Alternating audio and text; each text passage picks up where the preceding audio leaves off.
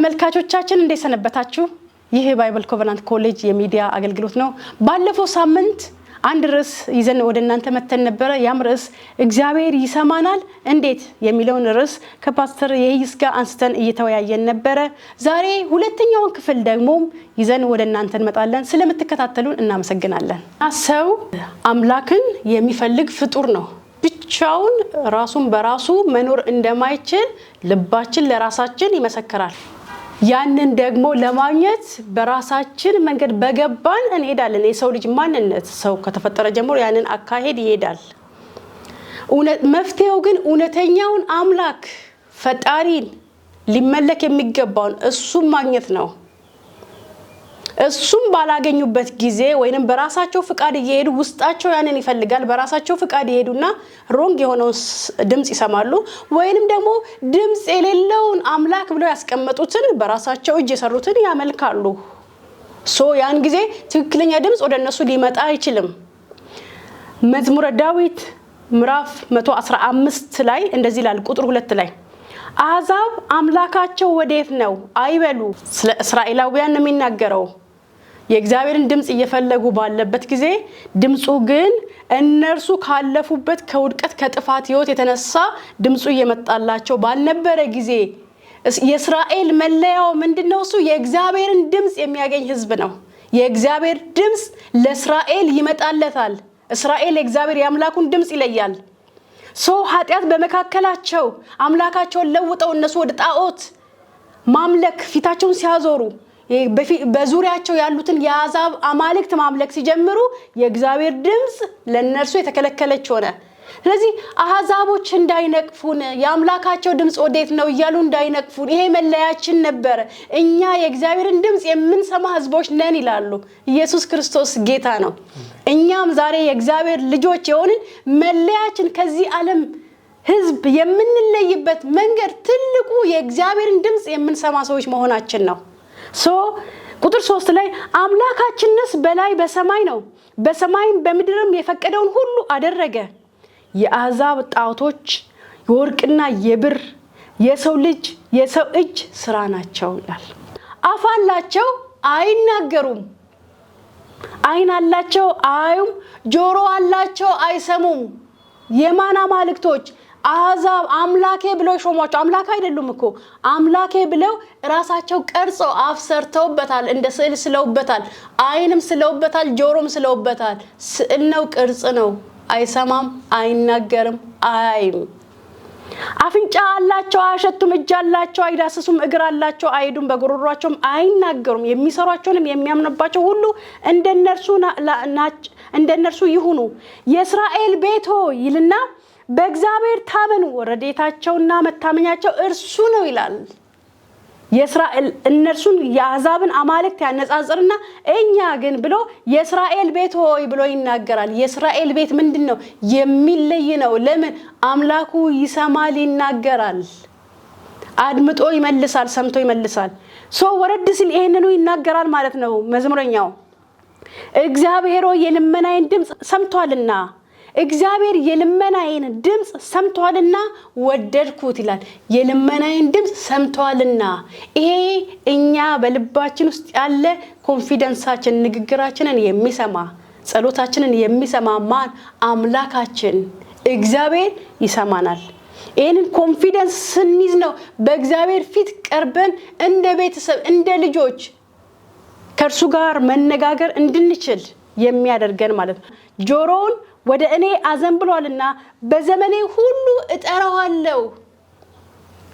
እግዚአብሔርን የምንጠራው አሁን ስለ መሰማማት፣ ስለ መስማት፣ ስለ እግዚአብሔር መስማት በምንነጋገርበት ጊዜ ጸሎት የሚለውን ጉዳይ ብቻ እንዳንይዝ፣ ከእግዚአብሔር ጋር መደማመጥ፣ እኛ የምንናገረው እርሱም የሚሰማን፣ እርሱም ለኛ የሚናገረው አንዳችን ነገር ከእርሱ ለመቀበል ብቻ አይደለም። ትክክል ነው።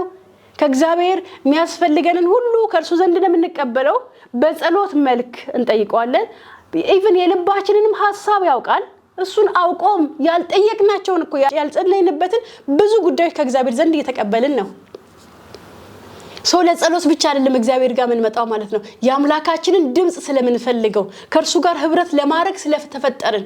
ስለዚህ ኮንፊደንሳችን ምንድነው ታዲያ? እሱ ይሰማናል እኛ ስንሄድ አይንቀንም ድምጻችንን ለመስማት አይታክትም እግዚአብሔር እንደውም በጣም ይፈልገዋል ህብረትን ከሰው ልጆች ጋር ይፈልጋል መተማመናችን ነው እንደዚህም ደግሞ በጸሎትም ቢሆን ደግሞ ትምክታችን ምንድነው እኛ በእግዚአብሔር ዘንድ የምንሰማነን ይሄ በህይወታችን ጥያቄ ሊሆንብን አይገባም እንደ ጥያቄ አንዳንድ ጊዜ እንደ ጥያቄ ቀለል አድርገነው እግዚአብሔር ፊት የምንጠይቀው ማለት ጥያቄ ፈጥሮ እንደው እኔን እግዚአብሔር ይሰማኛል እግዚአብሔር ትሰማኛለህ የኔን ጸሎት ትሰማለህ ብለን ቀሎን እንጠይቃለን ግን ቀላል ንግግር አይደለም እሱ ጥያቄ ለምን እግዚአብሔርን ትሰማለህ ወይስ አሰማም የሚልን እድምታለው አስቡት እናንተ ብትሆኑ እኔ ብሆን እኛ ብንሆን አንድ ሰው ወዳጃችን እዚሁ ምድር አብረ ነው የምንኖረው ሰው መጥቶ ትሰማለህ ግን ቢለን ደስ ይለናል አይለንም ለምን እንሰማለን የወዳጆቻችን አብረን የምንኖረው የምንነጋገር ሰዎች ሁሉ ድምጽ እንሰማለን እንመልሳለን እናገራለን እንደዛ ሆነን ይያለ ግን ሰዎች አንተ ግን ትሰማለህ እየሰማ ነው አንቺ ግን ትሰሚያለሽ ብሎ ቢጠይቀን አንደሰትበትም ታዲያ እግዚአብሔር ደስ የሚለው ይመስላችኋል ደስ አይለውም እርሱ የሚሰማ አምላክ መሆኑን በልባችን በሙሉ ልብ እርግጠኞች ልንሆን ይገባል እርሱ ኢቭን የምንተማመንበት እንደ አምላካችን እግዚአብሔርን የምንጠራ ሰዎች ሁሉ በድፍረት የምንናገረው ጉዳይ ሊሆን ይገባል ምን ብለን እግዚአብሔር ይሰማል ይመልሳል ነብዩ ኤልያስ ከአሕዛብ ከባኦል አምላኪዎች የተለየበት ትምክቱ ይሄ ነበር የእርሱ አምላክ የሚያደርግ የሚሰማ የሚመልስ አንደኛ ነገሥት ምዕራፍ 18 ቁጥር 24 ላይ ኤልያስ በአምላኩ ትምክት ስላለው በዚያ ጊዜ እስራኤል እንደሚገባ አምላኳን ያመለከች ስላልነበረች እሱ ስለ እግዚአብሔር ስለ አምላክ ቀና ስለ እውነተኛው አምላክ ቀና እዛ ዝም ብሎ ሊመለከት አልፈለገም እውነተኛው አምላክ ይሄ ሁሉ ጥፋት እየተካሄደ ዝም ማለት የለበትም ፍርዱን ያምጣ ይለያለ ለምን እነዚያ ደግሞ በጣዖት አምልኮ ተመክቷል ስለዚህ ያን ትምክታቸው ባዶ ሊያደርግ ፈለገ ስለዚህ በአምላኩ መወራረድ ፈለገ በዚህ ጊዜ ሲወራረድ ምንድነው እሱ ልብ ውስጥ ያለው እርግጠኝነት የእስራኤል አምላክ ሰምቶ የሚመልስ አምላክ ነው እንጂ እንደ ጣዖት አምላኪዎች ጆሮ ያለው የማይሰማ አይን ያለው የማያይ አይደለም አለና ህዝቡን ሰበሰበ ቁጥር 24 ላይ ሲናገር እንደዚህ ይላል እናንተም ያምላካችሁን ስም ጥሩ እኔም የእግዚአብሔርን ስም እጠራለሁ አለ ሰምቶም በእሳት የሚመልስ አምላክ እርሱ አምላክ ይሁን አለ ሰምቶም በእሳት የሚመልስ አምላክ እና እዚህ ጋር ትኩረት አድርገን እንድናየው የምፈልገው ነገር ሰምቶ የሚመልስ አምላክ የሚለው ነው እግዚአብሔር ይሰማል ሰው ከዛ ምን አለ እርሱም አምላክ ይሁን ህዝቡ ሁሉ ይህ ነገር መልካም ነው ብለው መለሱ መስሏቸው ስለነበረ የነሱም አምላክ እንደሚመልስ ግን እግዚአብሔር ለፍቃዳቸው አሳልፎ ሰጥቷቸው ነው ትቷቸው ነው አሁን ግን እርሱን የሚያመልክ ኤልያስ በዚያ ስፍራ ላይ ስለተገኘ ስለ ኤልያስ እግዚአብሔር ድምጽን ያመጣል ሰው በፊት በራሳቸው ፍቃድ ሲኖሩ እግዚአብሔር የሌለ መስሏቸዋል ቁጥር 36 ላይ እነሱ የራሳቸውን ሁሉ አደረጉ አምላካቸው መንቀሳቀስም አልቻለም የለም ሊመጣ አይችልም ለምን እግዚአብሔር አፒር አድርጓል በዚያ ስፍራ ላይ እግዚአብሔር ተገኝቷል ለምን እግዚአብሔርን የሚወክል ኤልያስ ስላለ እነሱ የራሳቸውን ስራ አደረጉ ጨረሱ ምንም የለም ኤልያስ ተገለጠና የሚያደርገውን ሁሉ መስዋዕቱን ሁሉ ለእግዚአብሔር አቀረበ መስዋዕት የምትለው እጅግ ወሳኝ ናት የእግዚአብሔር ድምጽ አሁን በብሉይ ኪዳንም አሁንም ላለን ሰዎች የእግዚአብሔር ድምጽ ወደ እኛ እንዲመጣ መንገድን የዘረጋችልን መስዋዕት ይባላል ቁጥር 35 ላይ ውሃውን በመሰዊያ ዙሪያ ፈሰሰ ደግሞም ጉድጓዱን በውሃው ሞላው መስዋዕተ ሰርክ በሚቀርብበት ጊዜ ነብዩ ኤልያስ ቀርቦ አቤቱ የአብርሃም የይስሐቅ የያዕቆብ አምላክ ይሄ የኪዳን ህዝብ መሆኑን እርሱም የኪዳን ሰው እንደሆነ የሚያሳይ ነው በራሱ ስም በኤልያስ ማንነት አይደለም የገባው ኤልያስን ኤልያስ ያደረገው ኤልያስ ጸሎቱን እንዲሰማ ያደረገበት እግዚአብሔርም ሰምቶ እንዲመልስ ያደረገበት ምክንያት እርሱ የኪዳን ህዝብ ስለሆነ ነው እስራኤላዊ ስለሆነ ያንን ኪዳን አክብሮ ይተጓዘ ስላለ ነው ስለዚህ አሁንም ሲጸልይ የአብርሃም የይስሐቅ የያዕቆብ አምላክ ነው ያለው። ስለዚህ እግዚአብሔር ይሄን ስም ያከብራል። ልክ እስራኤላውያን ግብጽ የአብርሃም የይስሐቅ የያዕቆብ አምላክ ነኝ ብሎ አይደለ እግዚአብሔር የመጣው? ለምን እናንተ የነሱ ልጆች ናችሁ፣ ከነርሱ ጋር ኪዳን ስላለኝ አሁን ባላችሁበት ሁኔታ አልተውም እንዳለ ሁሉ አሁንም ኤልያስ ሲጸልይ ጸልያል፣ ድምጽን እሰማለሁ፣ አንተ የኪዳን ልጅ ነህ እያለ ነው። አምላክ ሆይ አንተ በእስራኤል ላይ አምላክ እንደሆንክ እኔም ባሪያ እንደሆንኩ ይህንንም ሁሉ በቃል እንዳደረግኩ ዛሬ ግለጥ። አንተ አቤቱ አምላክ እንደሆንክ ልባቸውንም ደግሞ እንደመለስክ ይህ ሕዝብ ያውቅ ዘንድ ስማኝ። የእግዚአብሔርም እሳት ወደቀች ማለት ሰማ። እግዚአብሔር ሰማ። በዚያ ጊዜ የፈለገው ምንድነው? እሱ የእግዚአብሔር እሳት ወድቃ በኃጢአተኛው ባኦልን በሚያመልኩትና እግዚአብሔርን በሚያመልኩት መካከል እንዲለይ ነው እንጂ እኛ ሁሉ ጊዜ ተነስተን የእግዚአብሔር እሳት እንድትወድቅ እንጸልያለን ማለት አይደለም። ድምጻችንን ይሰማዋል እግዚአብሔር። በምንፈልገው ልባችንን አቅንተን በምንጸልየው በምንነጋገረው ንግግር ሁሉ እግዚአብሔር ይሰማል። ይሄ ትምክታችን ነው። የዕለት ዕለት ትምክታችን ሊሆን ይገባል። ልባቸውንም ደግሞ እንደመለስክ ይህ ሕዝብ ያውቅ ዘንድ ስማኝ፣ አቤቱ ስማኝ። የእግዚአብሔርም እሳት ወደቀች፣ የሚቃጠለውንም መስዋዕቱንም የእንጨቱንም ድንጋዮቹንም አፈሩንም በላች፣ በጉድጓድ ውስጥ ያለውን ውሃ ላሰች። ሕዝቡም ሁሉ ያንን ባዩ ጊዜ በግንባራቸው ተደፍተው እግዚአብሔር እርሱ አምላክ ነው አሉ ይላል። በምን ምክንያት? ስለሰማ። የነዛኞቹስ ስላልሰማ። የተወዳደሩበት ምክንያት ራሱ የማን አምላክ ይሰማል ነው። የማን አምላክ? ስለዚህ የኛ አምላክ ወይም የኢየሱስ ክርስቶስ አባት ኤፌሶን ምዕራፍ 1 ላይ ሲናገር የኢየሱስ ክርስቶስ አምላክና አባት አምላኩ ነው። እንደማን? እንደኛ ኢየሱስ ክርስቶስ ሰው ልጅ ወክሎ እዚህ ምድር ላይ ሲመጣ ለኢየሱስም አምላክ ተብሎ ይጠራል። ኢየሱስ ክርስቶስ ራሱ ግን ምንድነው? አምላክ ነው። ደግሞ የኢየሱስ ክርስቶስ አባት ብሎ ያስቀምጠዋል መጽሐፍ ቅዱስ። ለምን? ራሱ ኢየሱስ ክርስቶስ የእግዚአብሔር ልጅ መለኮት ስለሆነ ማለት ነው። ለኛ ደግሞ ዛሬ ላለነው ለአዲስ ኪዳን ይህ ትምክታችን ነው። የኢየሱስ ክርስቶስ አምላክና አባት የሆንከው እግዚአብሔር ብለን ስሙን በምንጠራበት ጊዜ ሁሉ ይሄንን ድምጽ እግዚአብሔር ያከብረዋል። አክብሮት ምን ያደርጋል? መልስን ይመልሳል። ያ ኮንፊደንሳችን ነው። ወደ አዲስ ኪዳን ደግሞ ይሄንን ሐሳብ ስናመጣ አዲስ ኪዳን ላይ የተቀመጠ ሐሳብ ነው። አንደኛ ዮሐንስ ምዕራፍ 4 ቁጥር 6 ላይ እንደዚህ ይላል፣ እኛ ከእግዚአብሔር ነን ይላል። እግዚአብሔርን የሚያውቅ ይሰማናል። እኛ ከእግዚአብሔር ነን ይልና እግዚአብሔርን የሚያውቅ ይሰማናል። በጣም የሚገርም ሐሳብ ነው። እግዚአብሔር ብቻ አይደለም፣ ኢቭን እግዚአብሔርን የሚያውቅ ሁሉ ይሰማናል። ከዚያ ከእግዚአብሔር ያልሆነ አይሰማንም። ይሄ ዓለም የእግዚአብሔርን ነገር በምንነጋገርበት ጊዜ አልተረዳኝም እኮ፣ ቦታ አልሰጠኝም እኮ፣ የኔን ሐሳብ አይረዱኝም ብለን ብዙ መጨናነቅ የለብንም። የስ ትክክል ነው። ለምን? ንግግራችን ከነርሱ ንግግር ይለያያል። ቃላችን ከነርሱ ቃል ይለያያል። በፍጹም በመንፈሳዊ ነገር ካልሆነ እርስ በርስ ልንግባባ አንችልም። ባይዘወይ እኛ ሰዎች የማይረዱን አይነት ስለሆነ አይደለም። ቋንቋችን ሰማያዊ ቋንቋ ነው። ግን የኛ ቋንቋ በሰማይ ይሰማል። አዎ በሰማይ ይሰማል። በሰማይ ብቻ አይደለም፣ እዚህ ምድር ሆኖ ሰማያዊ የሆኑ ሰዎች ሁሉ ቋንቋችንን ይሰሙታል። ሰዎች ያልሰሟችሁ ሲመስላችሁ፣ ያልተረዷችሁ ሲመስላችሁ አትጨነቁ። ሰማይ ራሱ እየሰማችሁ ነው። ኢየሱስ ክርስቶስ ጌታ ነው። እዚህ ምድር ላይ ሆነው ደግሞ ሊሰሙ የሚችሉ የሰማያዊ ብቃት የተሰጣቸው ማንነት ያላቸው ሰዎችም ይሰማሉ። ከእግዚአብሔር ያልሆነው ይሄ ዓለም አይሰማንም።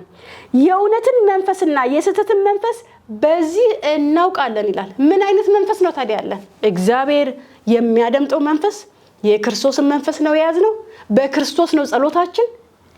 መስዋዕቱ የቀረበው በክርስቶስ ነው። ክርስቶስ ነው መስዋዕት ሆኖ የቀረበው። ልክ ኤልያስ ምን አደረገ? በብሉይ ኪዳን የመስዋዕትን ስርዓት ያደርጉ ይገባ ነበረ። ምንም እንኳን የኪዳን ሕዝብም ቢሆን አብርሃም መስዋዕትን አቅርቧል። አዎ። ሙሴ መስዋዕትን አቅርቧል። አዎ። ከሱ ተከትለው የመጡት ሁሉ ምን መስዋዕትን ያቀርቡ ነበር። ያ መስዋዕት ምንድነው? ለነሱ መሰረታቸው ነው። በዚያ መስዋዕት ላይ ሆነው ነው ወደ እግዚአብሔር የሚጸልዩት። ያቺን መስዋዕት ያስፈልገችው ከኃጢአት ምክንያት ነው። ኃጢአት በሰውና በእግዚአብሔር መካከል ለይታ ስለነበረ አሁን ማገናኛዋ ምንድናት? ያቺን መስዋዕት ያቀርቡና ሰዎች ወደ እግዚአብሔር መቅረብ ይችላሉ። አሁን ግን በአዲስ ኪዳን ያቺ መስዋዕት እስከመጨረሻ የምትበቃ ብቁ የምታደርግ ስላልነበረች ኢየሱስ ክርስቶስ መጣና ስለኛ ስለእናንተ ራሱን መስዋዕት አድርጎ አቀረበ። በሱ መስዋዕት ላይ ሆነን የምንናገረው የምንጠይቀው ጥያቄ ሁሉ በእግዚአብሔር በአብ ዘንድ የሚሰማ ንግግር ነው፣ የሚሰማ ጸሎት ነው። ኢቭን ህብረቱ ራሱ የተፈቀደ ነው።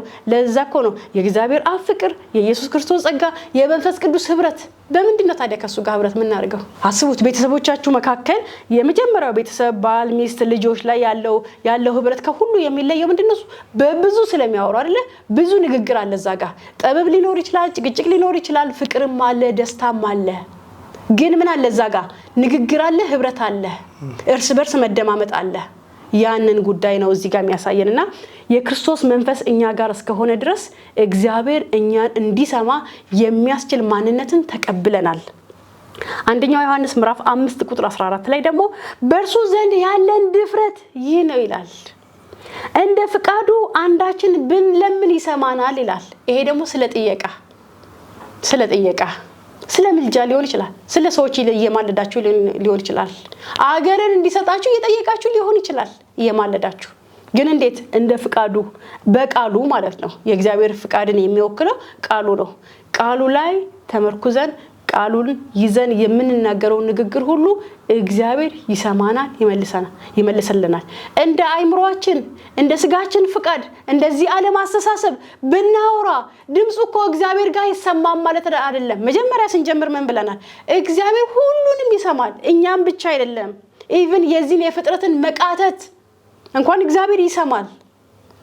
በዚህ ዓለም ውስጥ ያለውን የፍጥረትን እንቅስቃሴ ሁሉ እግዚአብሔር ይሰማል ማለት ግን ለሁሉም ደግሞ ወዲያውን ኢሚዲየትሊ መልስ ይሰጣል ማለት አይደለም።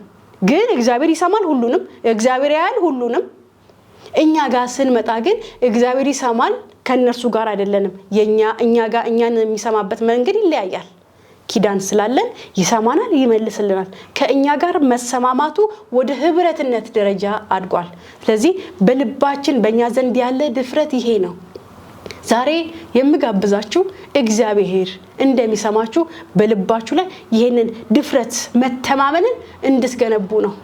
ይሄ መተማመን በሌለበት ስፍራ ሁሉ ጸሎታችን ብዙ እንበረከክ ይሆናል፣ ብዙ እንጮህ ይሆናል፣ ብዙ እንጸልይ ይሆናል። ግን ከንቱ ድካም ነው የሚሆንብን። በልባችን ውስጥ ምን ከሌለ? ይሄ መተማመን ከሌለ፣ እግዚአብሔር ይሰማኛል የሚል መተማመን ከሌለ፣ በነገራችን ላይ ብዙ ጉልበታችን እስኪላጥ ልንበረከክ እንችል ይሆናል። ትልቁ ግን ይሰማኛል የሚለውን ቁልፍ በልባችን ላይ በእምነት መገንባት መቻል አለብን። እግዚአብሔር የተመሰገነ ይሁን። ከፓስተር ኢየሱስ ጋር ደግሞ እንቀጥላለን። ጌታ ይመስገን። እንግዲህ እግዚአብሔር እንደሚሰማን እያየን ያለ ነው። በዚህ ዙሪያ ላይ እንግዲህ አንዱ እንደሚሰማን እርግጠኛ የሚያደርገን ነገር የእግዚአብሔርን ባህሪ ማወቅ ነው። እግዚአብሔር ራሱ የማይለወጥ አምላክ ነው። አንዳንድ ጊዜ ሰዎች ምን ይሆናሉ? በጌታ አዲስ ሆኜ ሰማይ ነበረ፣ አሁን አይሰማኝም። ድሮ በእንደዚህ ጊዜ ላይ እግዚአብሔር በቃ ስጠይቅ ይሰማኝ ነበር፣ አሁን አይሰማኝም። እግዚአብሔር የሆነ ጊዜ ላይ እንደሚሰማቸው አሁን ደግሞ እንደማይሰማቸው፣ እንደዚህ አይነት ጥያቄዎችን ደግሞ እናገኛለን። ግን ከእግዚአብሔር ባህሪ ስንነሳ እግዚአብሔር ራሱ አይለወጥም። በቃ እግዚአብሔር አይለወጥም። ይሄንን ልናስብ ያስፈልገናል ማለት ነው። መጽሐፍ ቅዱስ ላይ ስለ እግዚአብሔር ባህሪ አንዱ ማወቃችን ለጸሎት የሚጠቅመን ምንድነው? እግዚአብሔር ድሮ የሚሰማ ከሆነ ዛሬም ይሰማናል። ከሱ ጋር ምንም እኛን የማይሰማበት ምክንያት አልተፈጠረም ከእግዚአብሔር ጋር ማለት ነው። ስለዚህ እግዚአብሔር እንደሚሰማን እርግጠኞች ልንሆን ይገባል ማለት ነው። መጽሐፍ ቅዱስ ላይም ሲናገር እንደዚህ ብሎ ይናገራል። ሚልክያስ 3:6 ላይ ያለውንና በኋላ ላይ ደግሞ ያዕቆብ 1:17 ላይ ያለውን እንመለከታለን። ሚልክያስ 3:6 ላይ እኔ እግዚአብሔር አልለወጥም፣ እናንተ ያዕቆብ ልጆች ሆይ ስለዚህ የጠፋችሁ አይደላችሁም ይላል። እና በቃ ጠፍተናል ብለው አስበው ነበር፣ ርቀናል ብለው አስበው ነበር፣ በቃ አሁን እግዚአብሔር ረስቶናል ብለው አስበው ነበር።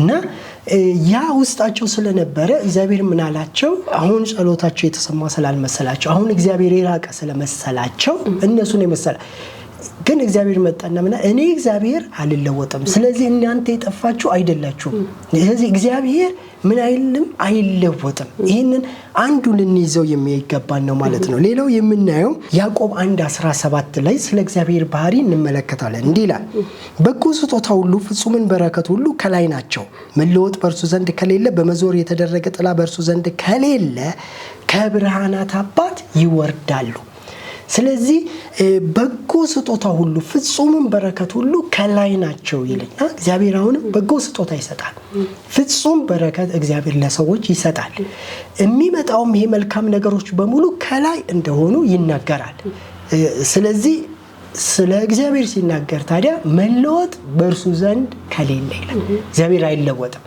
እንዲሁም ደግሞ ሌላው ምሳሌ የሰጠው ምንድነው በብርሃን የሚዞር ጥላ በሌለ ይላል ስለዚህ አሁን በኖርማሊ ሰዎች ምሽት አለ ቀን አለ የማጨጃ ዘመን አለ የእንትን ዘመን አለ የቀን ዘመን አለ የጨለማ ዘመን አለ እንደዚህ አይነት ነገሮች ሰው ጋር ነው እንጂ እግዚአብሔር ጋር የለም መለወጥ በእርሱ ዘንድ በሌለ በመዞር የሚደረግ ጥራ ከእሱ ዘንድ ከሌለ ስለዚህ አሁን በእግዚአብሔርን በሰው አስበ ነው አሁን እግዚአብሔርን መስማ ድሮ ይሰማ አሁን አይሰማኝም እንዲህ አይነት ውስጥ እንዳንገባ እሱ ጋር በመዞር የሚደረግ ምሽትና ጨለማ እሱ ጋር የለም ስለዚህ እግዚአብሔር ጋር ምን የለም መለወጥ የለም መጽሐፍ ቅዱስ ላይ ሲናገር እንዲህ ብሎ ይናገራል ማርቆስ 11:25 ላይ እንደዚህ ይላል በጸሎት በቆማችሁ ጊዜ በሰማይ ያለው አባታችሁ ደግሞ ኃጢአታችሁን ይቅር እንዲላችሁ በማንም ላይ አንዳች ቢኖርባችሁ ይቅር በሉት ይላል ስለዚህ በጸሎት በቆማችሁ ጊዜ መደረግ ጸሎት ራሱ አንድ የሚደረግ ነገር አለ ስለዚህ አንዱ ምንድነው በጸሎት በቆምን ጊዜ እግዚአብሔር ጸሎታችንን እንደሚሰማን እርግጠኛ ለመሆን ምናልባት እኛ ቂም ያዝንበት ካለ የተጎዳንበት ሰው ካለ